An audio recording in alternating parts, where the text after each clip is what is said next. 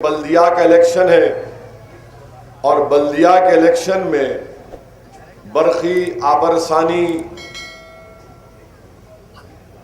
Water, पानी, ये सब रोड, ट्रैफिक के मसले पर बात होनी चाहिए। मगर ये बल्दिया का इलेक्शन ऐसा इलेक्शन हो गया कि ऐसा लग रहा है कि आप और हम बैठकर अब भारत का एक नए वजीर आजम बनाने जा रहे हैं नरेंद्र मोदी की जगह पर। यानी बीजेपी की तरफ से रोज कोई ना कोई मिनिस्टर आता है हैदराबाद को,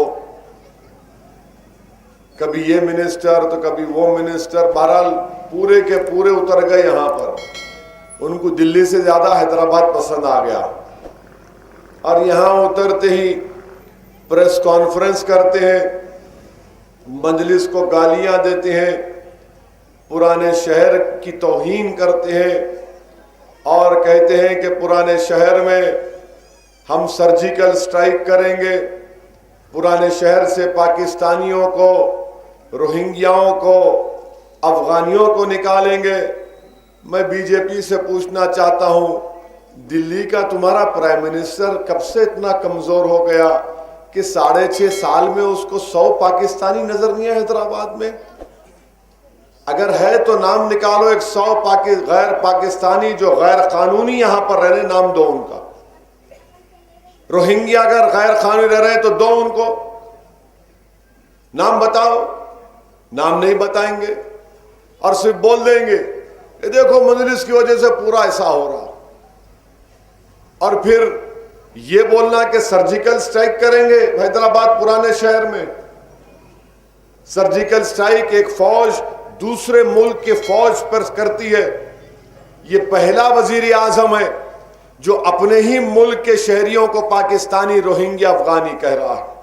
शर्म से डूब मरना चाहिए बीजेपी को कि बल्दिया के इलेक्शन के लिए आप पुराने शहर की आवाम की तौहीन कर रहे हैं।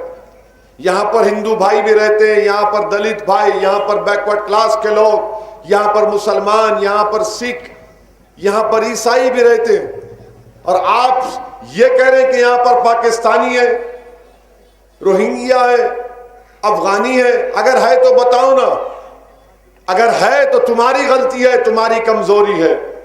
वोटर लिस्ट में 30,000 रोहिंग्या के नाम है, अरे 1,000 नाम तो बताओ, वो भी नहीं बता सकते। मकसद क्या है कि नफरत पैदा किया जाए, फिरका परस्ती को फरोग दिया जाए।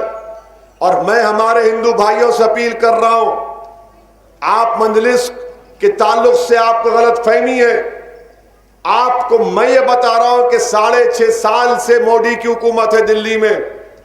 आप बताओ मोदी ने हैदराबाद को 1 पैसा दिया क्या? मोदी ने क्या पैसा दिया तो क्या रोड वाइडनिंग हुई?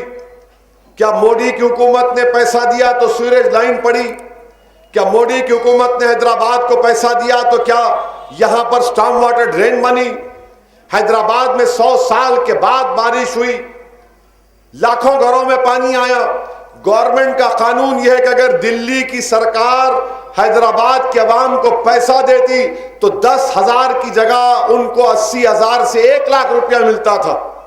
मगर मोदी ने 1 पैसा नहीं दिया। आज आकर वही हिंदू मुस्लिम, वही पाकिस्तानी, वही अफगानी और असदुद्दीन ओवैसी को जिना बोलते। अरे क्या जिना से इतनी मोहब्बत क्यों है भाई? क्या कोई पुराना रिश्ता है आपका उनसे? क्या कोई ऊपर कोई आशिकी करे थे क्या? वो गुस्सा हमारे पे क्यों निकाल रहे आप? मेरी गलती क्या है कि मैं बरतानिया जाकर कानून की डिग्री हासिल किया। मेरे वालिद मरहूम और मेरी माँ की दुआएं थी कि अल्लाह ने मुझे लिंकन जिन से बैरिस्ट्री की डिग्री दिलाई। अब इनको तकलीफ यही हो गई। आखिर क्या तकलीफ है? कौन सी बात है? इन्हों जिना है। अरे बाबू, अगर मैं बोलना शुरू करूं ना तो फिर याद रखो तुम बहुत परेशान हो जाओगे। और हैदराबाद की पुलिस तो केस बुक करने में माहिर है। एक एमपी को जिना बोल रहे तो आप मुंह नहीं खोलेंगे। जिसने भारत के आईन के ऊपर हल्फ उठाया अल्लाह के नाम पर, उसको जिना बोल रहे। अगर मैं मोदी को अगर अलकाबाद से नवाज दूं यहां पर तो सुबह तक आपकी नींद हराम हो जाएंगी, पेचिश हो जाएंगी पेट में। कितने नाम बोल सकता हूं मालूम है आपको? जबान बहुत तेज है।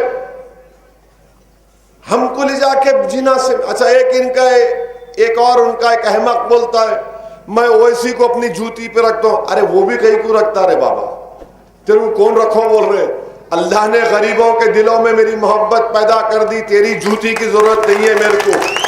तू एक दिन आएगा अपनी जूती उठाकर अपने सर पे मारेगा और अपने बाप से जाके पूछ, तुम्हारा बाप मेरे को भाईजान पुकारता।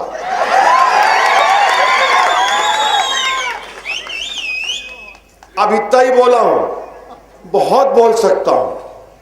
खाली चुमकी लिया तो अब रात भर नहीं आएंगे सुने तो। इस वास्ते हैदराबाद के हैदराबादियों से बोलते खुजाना नहीं, खुजाए तो खुजली खुजाने वाले को हो जाती। हमको बोल रहे अरे हैदराबाद में तुम क्या करे बताओ ना, कौन सा फ्लाईओवर में पैसे दिए, पानी की लाइन को क्या दिए? कुछ नहीं। खाली हैदराबाद से उतरते कि हैदराबाद का नाम बदल देते। अरे तुम्हारी नस्लें खत्म हो जाएंगी, हैदराबाद का नाम हैदराबाद रहेगा इंशाअल्लाह ताला। और आपको हैदराबाद की आवाम को मैं पैगाम दे रहा हूं, ये इलेक्शन यकीनन कई उसूलों पर, कई इशूज पर होगा। अगर आप ये इलेक्शन मुकाबला हो रहा है हैदराबाद और भाग्यनगर का नाम रखने वालों से, अगर आप हैदराबाद को हैदराबाद रखना चाहते हैं तो आप मंजलिस के निशान पतंग पर मोहर लगाइए और इंशाअल्लाह ताला अल्लाह हैदराबाद को ही कामयाब करेगा। अल्लाह हैदराबादियों को कामयाब करेगा। नाम बदल देंगे, हर जगह नाम बदल देंगे। अरे तुम्हारा नाम बदल जाएगा मगर हैदराबाद का नाम नहीं बदलेगा इंशाअल्लाह ताला। ये इनकी सोच है। वो चीफ मिनिस्टर आ गए यूपी से, उन्हें बोल रहे मैं नाम बदल देता हूं। अरे भाई साहब, आप क्या ठेका लेके रखे? अच्छा इनसे पूछो ताजमहल कौन बनाया? तो वो नहीं मुगल बादशाह नहीं बनाया, वो कोई और बनाए थे, हमारे आदमी बनाए थे, इसलिए उस वहां पे। अरे हर चीज पे अब कुतुब मीनार बोले नहीं वो भी नहीं है, क्या क्या अब कल बोलेंगे नहीं चार मीनार कोई और बनाया था। अरे चार मीनार को आरे कल आए तो देखो कितना खूबसूरत चार मीनार है, वो देखो कैसा उसके चार मीनारे हैं, कितनी खूबसूरत इमारत है, कितना सुकून है वहां पे। मर नहीं कोई बोलता मैं किले पे अपना झंडा लहराऊंगा। अरे झंडा का क्या लहराएंगे तुम? किला हमारा है, वो सियासी किला हमारा है, वहां पे तिरंगा लगा हुआ है। इससे बड़ा झंडा कौन सा है तुम्हारे पास? ना तुम्हारा झंडा लगेगा ना तुम्हारा डंडा चलेगा। यहां पर मंजलिस थी और रहेगी इंशाअल्लाह ताला। 6.5 साल में कोई कर्फ्यू तो छोड़ो, टेंशन नहीं हुआ। तमाम लोग मिलकर काम कर रहे हैं और बीजेपी हैदराबाद के अमन को खराब करना चाहती है। मैं पुलिस से कह रहा हूं, आप कैसा बुक कर रहे हैं? इनके पीछे क्या है मालूम करो आप। शहर के अमन को हमको और आपको बचा के रखना है और हम अपने शहर के अमन को मजबूत रखेंगे और इंशाअल्लाह ताला यहां से पहले से ज्यादा तादाद में मंजलिस के अराकीन बल्दिया कामयाब होंगे इंशाअल्लाह ताला। मेरी आप तमाम से गुजारिश है कि बीजेपी के इस नफरत के पैगाम को रिजेक्ट करिए, मुस्तरद करिए। इनके पास दिखाने को कुछ नहीं है। हैदराबाद के लिए क्या किए कुछ नहीं बता सकते, सिवाय इसके कि गाली देना। उन्हों उतरते शुरू करते गुफ्तगू असदुद्दीन अवैसी से और खत्म करते अपने भाईजान और दूल्हे भाई असदुद्दीन अवैसी के ऊपर। मेरे अजीज दोस्तों और बुजुर्गों, मैं आपको यह भी बताना चाह रहा हूं कि अहमद बलाला को आपने यहां पर तीसरी मर्तबा मुंतखब किया और अहमद बलाला जब से मंजलिस के मेले बने, मलकपेट में डेवलपमेंट के काम बड़ी तेजी से हो रहे हैं। अहमद बलाला और मजलिस इत्तेहादुल मुस्लिमीन ने यहां पर सबको साथ लेकर काम कर रहे हैं, किसी को छोड़ नहीं रहे, सबको करीब करके सबका साथ लेकर हर एक की जो काम है, उनके तरक्की के काम है, महलों में काम करवाए जा रहे हैं। बल्कि हल्का असेंबली मलकपेट में सबसे ज्यादा 10,000 की स्कीम अगर शहर में हुई तो चंद्रायन गुट्टा में और आपके मलकपेट में करीब 20 करोड़ रुपए खाली एक असेंबली हल्के में दिए गए। मैं मानता हूं कि और भी देना बाकी है, मगर ये मंजलिस की नुमाइंदगी पर इतनी बड़ी तादाद में ये काम हुआ है। अब बीजेपी वाले तो खैर उनको रात में भी ख्वाब में भी असदुद्दीन ओवैसी नजर आता, उसका कोई इलाज नहीं है। उनको परेशानी हो गई कि हैदराबाद से ये जुनूनी निकलकर बिहार में जाकर वहां पर 5 एमएलए अपने कामयाब करवा सके।